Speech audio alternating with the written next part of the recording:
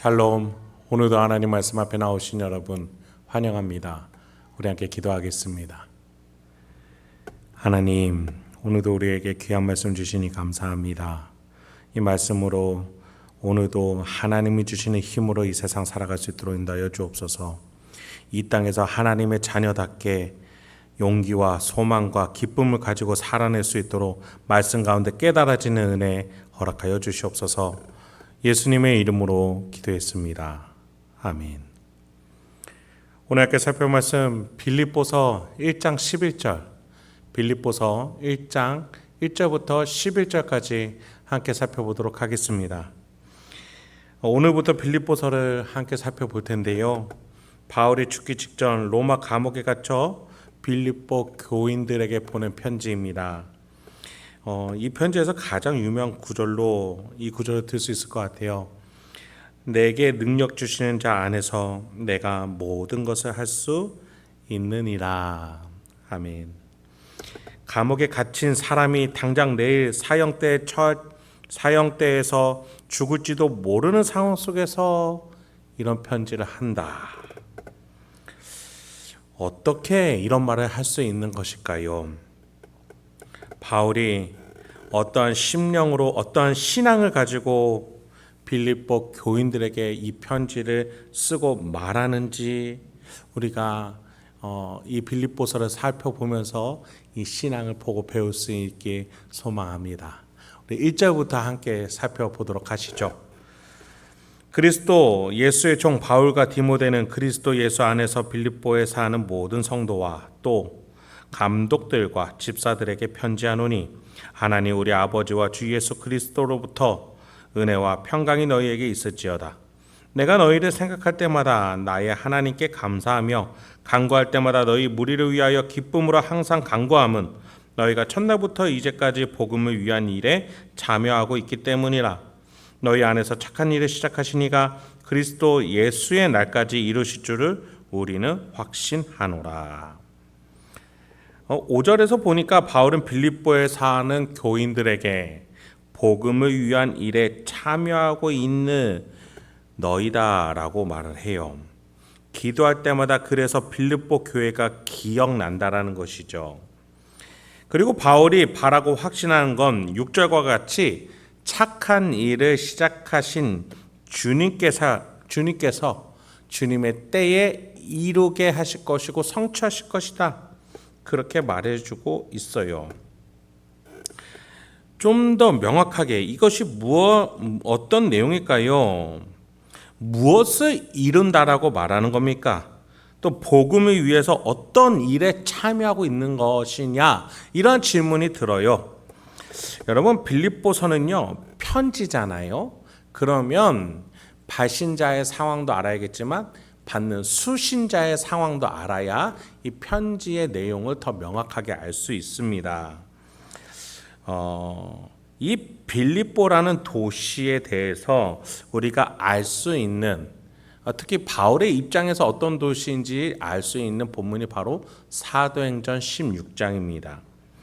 바울이 전도 여행을 하다가 성령의 인도하심을 받아요. 바다를 건너서 서쪽으로 와달라라는 하나님의 뜻이었어요.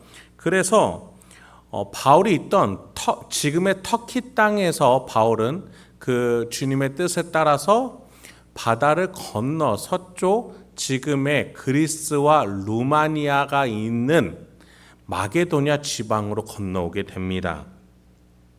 그 지방에서 가장 큰 도시였던 빌립보를 방문하게 되는데 거기에서 바울이 한 귀신 들린 여인을 만나게 돼요. 그 귀신 들린 여인이 바울과 바나바를 향해서 이렇게 말해요. 가장 높으신 하나님의 사람들이여 라고 말이죠. 여러분, 빌립보가요 이 바울이 마게도냐 지방으로 건너자마자 처음 방문한 도시인 이유는 그 마게도냐 지방에서 가장 큰 도시였기 때문이에요. 크다라는 것은 상류층이 있다라는 뜻이고 이 상류층은 누구냐? 이 로마 제국에서 퇴역한 군인들이 빌립보에서 와서 살았다라는 이야기가 됩니다. 로마군에서 퇴역한 이들이 노후를 풍성하게 편하게 보내는 곳인데, 그곳에서 바울 일행을 향해 누군가가 로마 황제보다 더 높은 신의 사람들아 라고 부르는 것이죠. 때문에 바울 일행은 그 빌립보의 시민들에게 미운 털이 박히기 시작하는 거예요. 퇴역한 군인들에게 최고는 누구예요? 바로 로마 황제여야만 합니다. 그런데 그런 도시에서 바울 일행이 신의 사람들이라고 불리기 시작했다는 것, 굉장히 난처해진 상황이라는 것이죠. 결국 바울 일행은 이 빌립보에서 억울하게 감옥에 갇히고 가까스로 풀려난 뒤에도 빌립보에서 믿음 생활하는 이들은 이 기독교인이라는 이유만으로 핍박을 받게 됐다라는 것이에요. 그렇기 때문에 바울은 그 후에 로마 감옥에 갇혀서 빌립보 교인들에게 뭐라고 말하는 거예요? 착한 일을 시작하신 하나님께서 예수의 날까지 그 일을 이루시는 그 날까지 계획하고 계시니 우리가 믿음으로 기다리자, 그 말을 하는 거죠. 그 내용이 7절로 이렇게 이어집니다. 내가 너희 무리를 위하여 이와 같이 생각하는 것이 마땅하니 이는 너희가 내 마음에 있음이며 나의 매인과 복음을 변명함과 확정함에 너희가 다 나와 함께 은혜에 참여한 자가 됨이라. 내가 예수 그리스도의 심장으로 너희 무리를 얼마나 사모하는지 하나님이 내 증인이시라. 빌립보 교회는 복음을 전하면서 순환을 받는 바울을 향해서 어떠한 태도를 가졌다라고 말합니까? 바울을 배반하거나 거리를 두면 이 빌립보 성도들은 퇴역한 군인들과 빌립보 시민들에게 그렇게 미운 털 박히지 않았을 거예요. 그런데 그들은 바울을 거절하지 않았어요. 오히려 바울의 하나님이 우리의 하나님이라고 말하기 시작했던 것이죠. 바울의 사역에 동참하면서 더 고난을 받는 지경에 이르렀던 것이 빌립보 교인들의 신앙의 자세였어요. 그렇게 함께 동역한 것이에요. 7절 하반절에 보니 너희가 다 나와 함께 은혜에 참여한 자가 됨이라. 이들이 그렇게 예수 그리스도를 증언하고 하나님의 자녀가 되는 일에 있어서 주저함이 없었던 것이죠. 그렇게 바울과 함께 로마 제국을 향해서 핍박받는 데 있어서 두려움과 머뭇거림이 없었다라는 겁니다. 그 마음이 바울의 심장을 때렸던 것이에요. 그러니 뭐라고 표현합니까? 굉장히 독특한 표현이 하나 나와요. 예수 그리스도의 심장으로 너희 무리를 얼마나 사모하는지 하나님이 내 증인이시라. 예수 그리스도의 심장으로. 예수가 나를 사랑하는 그 사랑으로 내가 너희들을 사랑한다. 내가 너희와 공감하고 내가 너희와 함께 한 공동체로 있는 것을 느끼게 된다. 나를 거절하지 않고 오히려 내가 멀리 있어도 나의 사역을, 이 예수의 사역을 함께 고백하는 너희야. 너희가 나와 참 형제구나. 그런 고백인 것이죠. 1000km 이상 떨어져 있어도 예수 그리스도의 사역에 함께 동참하면서 바울과 빌립보는 한 공동체원임을 고백하게 되었다는 것이에요. 여러분, 분명 머리는 하나인데 몸이 따로 논다라는 것은 뭘 말해요? 몸이 비정상이라는 것이에요. 어느 한 부위는 머리와 연결이 끊어진 채 제멋대로 움직이고 있다는 것이죠. 말 그대로 몸에 이상이 생겼다는 거예요. 머리와 연결되는 신경이 끊어진 것이죠. 이처럼 교회도 예수의 머리 되시면서 끊어져 교회 구성원임에도 불구하고 따로 노는 경우가 있어요. 예수 그리스도의 심장, 예수 그리스도의 심정, 예수 그리스도의 머리 되심이 아니라 내 생각, 내 유익, 내 선호도에 따라서 교회 생활을 하기 때문에 따로 노는 일들이 생겨난다는 거예요. 여러분, 어느 편에 서야 한다, 누구를 중심으로 있어야 된다, 그 말이 아니잖아요. 제가 계속해서 예수 그리스도를 말했어요. 예수가 우리를 사랑하는 것처럼 내가 누군가를 사랑하고 있는가?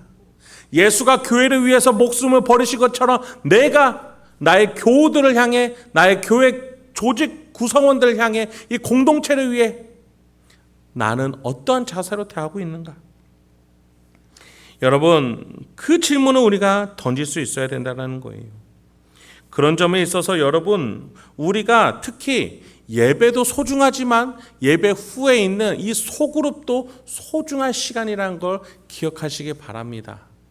주일 성수는요, 하루 시작부터 끝까지 모두 다 예배당에 있어야 주일 성수라고 말하는 게 아니에요.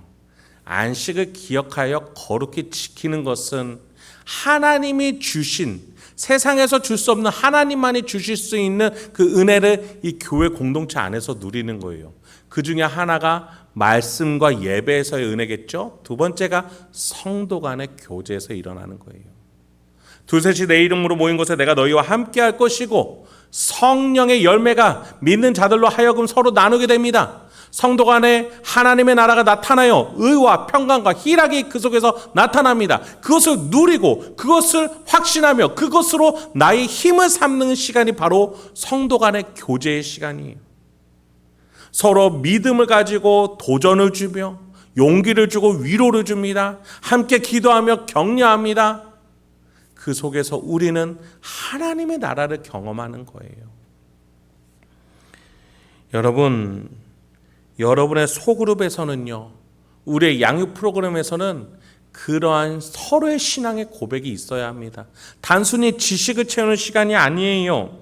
단순히 성도들끼리 담소를 나누는 시간이 아니에요. 그 속에서 서로 한 주간 하나님을 어떻게 붙들고 살았는지, 때로는 내가 하나님을 잊고 살아가면서 얼마나 내가 회개했는지, 그것을 서로 고백하며 서로 신앙으로 더 붙돋을 수 있도록, 용기를 낼 수 있도록 위로하고 격려하고 서로 끌어주는 시간이 바로 그 시간이라는 것이에요.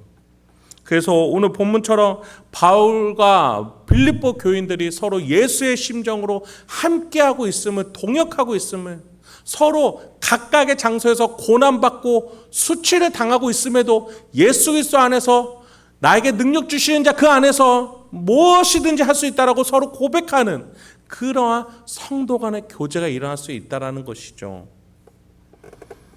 여러분, 우리가 서로를 향해서 예수의 심정으로 우리가 우리의 교회를, 서로의 교우를 얼마나 사랑했는지 하나님 아시죠? 주님이 증인이십니다 라고 고백하고 기도할 수 있는 저와 여러분 되길 소망합니다. 마지막으로 9절부터 11절과 같이 바울은 동역자들을 향해서 이런 사랑의 축복의 기도가 저절로 흘러나오는 것을 우리는 보게 됩니다. 제가 쉬운 번역으로 읽어드리겠습니다. 한번 잘 들어보세요.